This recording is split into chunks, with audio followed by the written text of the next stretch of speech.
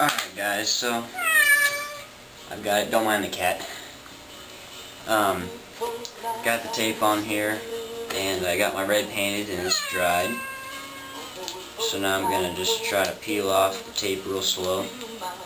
And you want to try to keep it at a sharp angle so that it'll make the paint peel, or make it less likely that the paint will peel. So just do that.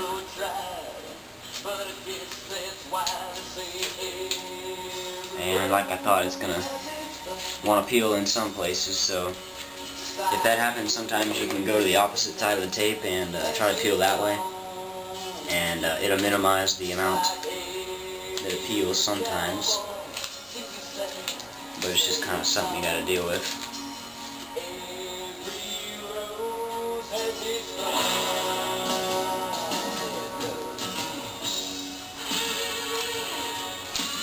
So, it peeled right there, but that's alright.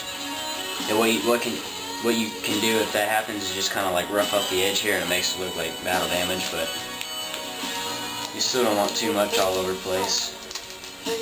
So, I'm going to go ahead and take this tape off, and then I'll come back and show you what it looks like.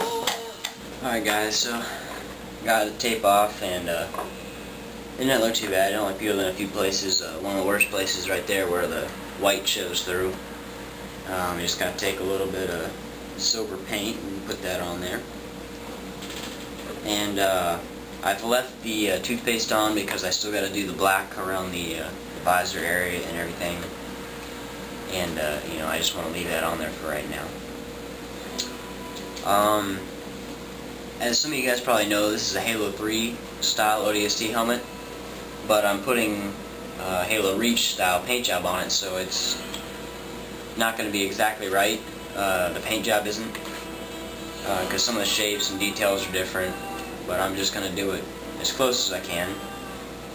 So I'm going to go ahead and tape up the black and spray that, and then I'll show you what that looks like when it gets done.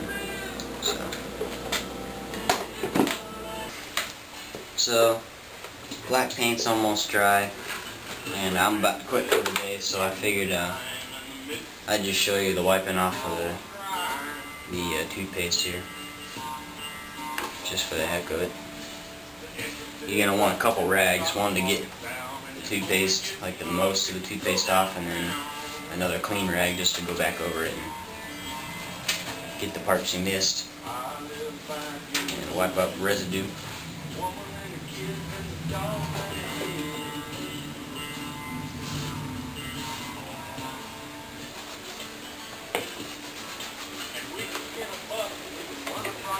Some of the rub and buff may come off, like mine did in a couple places, which means that either the toothpaste had a negative reaction to it, or you didn't buff it in good enough, or something of that nature.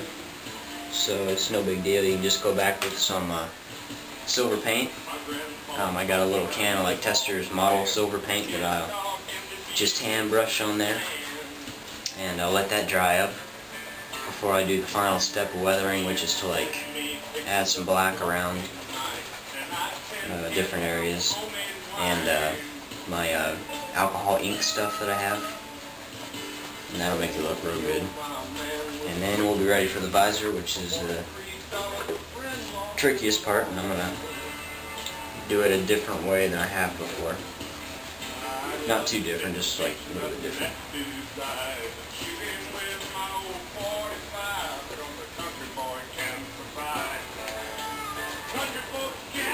So that looks pretty good.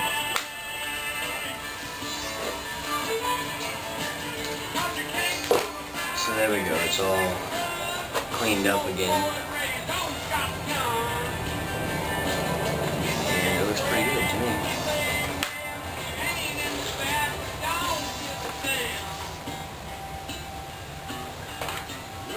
So I think it looks pretty realistic. I'm gonna touch up some of those areas with silver, and tomorrow we'll finish up with the black paint and put the visor in. So I'll see you then, guys. Hey guys. Alright, so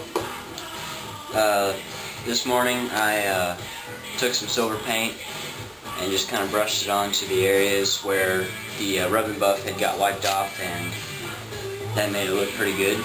And I also added it to little areas where I thought it was necessary for it to look good. So the next step that I'm going to do is I'm going to take some black paint. Flat black's the best, but I only have satin, so that'll work.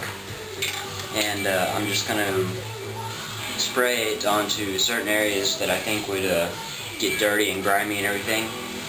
And then I'm going to take a rag. I got this old sock here, and I'm just going to wipe it off, and it creates kind of a burnt look and like a dirty look, and it's not perfect, and it doesn't look good all the time, but if you do it like in small areas and certain areas, it'll look pretty good. So I'm going to go ahead and do it.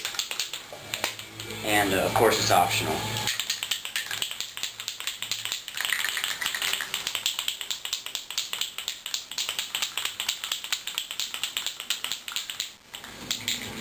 So just going to go ahead and spray it right there. You just spray a little bit on there, and then you take your sock before it dries, you just kind of wipe it and dab it, and it creates kind of a dirty, burnt-ish kind of look. So you can do that wherever you want to.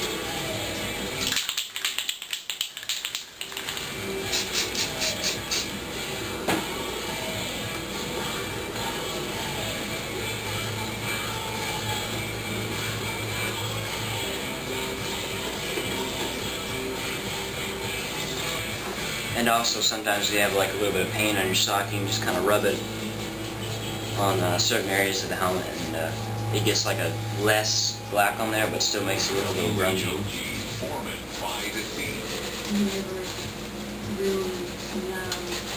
What you can do is that someone else until you open your heart and really be, you never know how your life might be. So I think that's pretty good, because I'm going to come back and add some of my alcohol inks in a little bit too. And that'll add a little bit more. So that looks pretty good there. It looks pretty weathered and beat up. So now, what I'm going to talk about is the visor. There's a bunch of different ways that you can make visors. I only know a few of them, and what I do most commonly, especially for the black visors, I don't ever do the silver visors this way, but I have my ODST helmet, my original, and as you can see, it's got the black visor here, and all I did was take some clear plastic that I bought from Joanne's craft shop that was made for like molding stepping stones. So I took that, and then I used some VHT nightshades, which you can get at AutoZone, and I sprayed it on there, and then I cut out the shapes I needed for my visor here. The ODST is kind of complex because it's got the dual look to it there, but most of them aren't that hard. And this plastic is really thin and it cracks pretty easy, so you got to be careful with it. And it's really just for looks, but you can see out of it if you put it on, and when you're wearing it, people can't see in, so it's pretty good. It's a little blurry, but it's not bad. So what I've got here is a cardstock template that I just drew up freehanded, and I fitted into my helmet. along the way, just checking. And I also looked at my visor that I cut out so I could get the right size and shape and everything. So I just kind of stuck it in there and, you know, saw how it looked and everything. And once I was happy with the shape, I traced it onto the clear plastic and I cut out a plastic version of it. And here's the rest of my plastic here. So I'm gonna have to cut out the second shape here, which is the I need to cut out this lower shape here. So I'm just gonna look at the old one and see that it's kind of just rounded on the top and on the bottom as well, a little bit. So go ahead and use my cardstock first.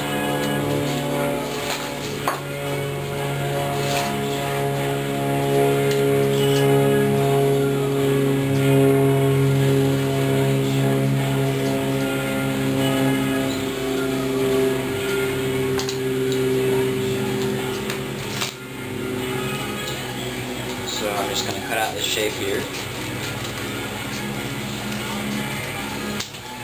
and see how it looks. So I just got that. Take this, and just kind of stick it up and hold it in place, and let's see what it would look like if it was in the helmet.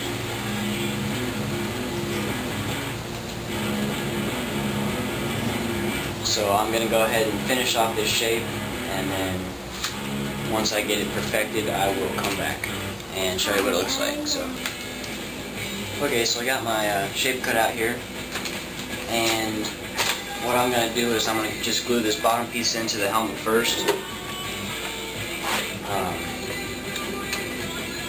Just kind of like that right there. And I'm going to be using hot glue. I don't know if, I think this stuff sticks to hot glue. I've used it before with mild success. So I've got my hot glue gun here and hot glue sticks over here. And now, as our rep, one of our reps from St. Jude reminded us, it is that time. I know schools are letting out. I'm just going to put a little bit around the outside here where it's going to go into the helmet. So what we were hoping you would do is, and you want to start off with a little bit. You can always add more later. Starting the homework. Now I've got the kids' attention. And then just stick it in the helmet here. And try to make sure you have it even and in the right place you want it, and shape and everything. With one-piece visors, it's a lot easier to do. So this is really only just tricky with this two-piece ODST visor here. And it's not going to look perfect, you know, unless you vacuum form a visor, which you can do. I tried one time and it didn't work out too well, but it just takes practice. So if I try it again, I'd be able to get it.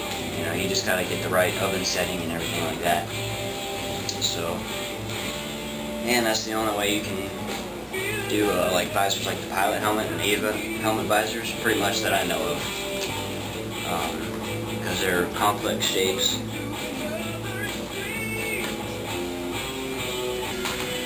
I decided to stop the camera because I didn't know how long I'd be fighting this visor here, and it ended up being a few minutes. So I've got it kind of under control now. I've got the top piece started to glue in there, and I ended up having to use some super glue as well as hot glue. And I put these little, I don't know if you can see it, I put the little rectangles of cardstock, and I put super glue on them, and then I put like a little bit on the plastic and then the rest of it on the helmet. That kind of helped hold it down, and once I get more of those in there, I'll go around the edge with a good amount of hot glue. So I'm going to go ahead and keep working on it, and I might stop the camera again just so, you know, of travel I to and don't from the waste hospital, time, plus the food, because I think you guys got the general idea. for not only the child, the patient, that parent as well. And that's Alright guys, so I was editing my video and I realized that when I was talking about the visor you guys couldn't see in here at all, so I just making this little clip so I can kind of explain it better. So here's the bottom piece of the visor. You can see the seam right there, and then here's the top piece. And when I was talking about those little cardstock squares, that's what I did. I just put them like half on the visor and then half in the helmet and super glued them down, and that held the visor into the helmet long enough that I could go around the outside edge with a lot of hot glue, and so that seems to be holding it in there pretty good. And also you can see that you can see through the visor here. So that's it. I just wanted to explain that better. Now the rest of the video will continue. Okay guys, so I've got a little bit more gluing to do on the visor, and this thing will be done. I'm not going to put padding in this one because I figured, you know, everybody's got different size heads, and whoever buys this one can put the type of padding in there they want to. The way I usually do is I just get some foam or even like sponges, and you know, something soft, whatever soft. You can get like craft foam at Michael's too. That'll work if you just like layer it up, and I'll just hot glue it or super glue it in the helmet and you're good. So that's it. I hope you guys enjoyed this helmet here, and I hope you learned something from this video, or multiple videos, whatever it ends up being. And thanks for watching guys. I'll talk to you later.